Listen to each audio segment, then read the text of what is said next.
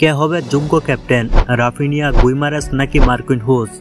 Captain নির্বাচন শুধুই আর্মবেল্ট পরা নয়, এটা নেতৃত্বের দক্ষতা, চাপ সামলানোর ক্ষমতা এবং মাঠে পারফর্ম করার বিষয়।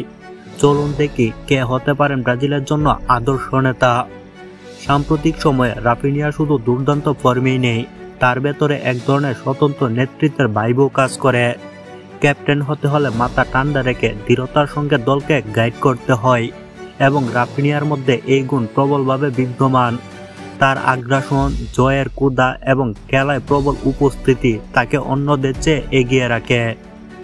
গুইমারেস মাঠে একজন দারুণ নেতা, তবে ক্যাপ্টেনের দায়িত্ব পেলে তার মধ্যে একটা অদ্ভুত চাপ কাজ করে, ফলে তার স্বাভাবিক আগ্রাসন কমে যায়, যা একজন ডিফেন্সিভ মিডফিল্ডারের জন্য খুবই গুরুত্বপূর্ণ।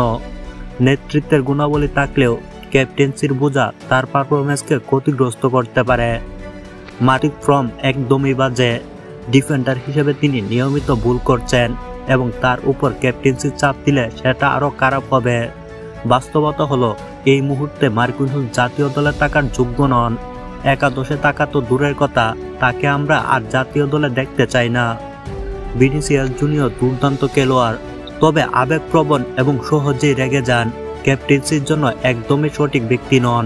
রদ্রিগো প্রতিভাবান খেলোয়াড়, কিন্তু এখনো অভিজ্ঞতা কম, তাকে স্বাধীনভাবে খেলতে দেওয়াই ভালো।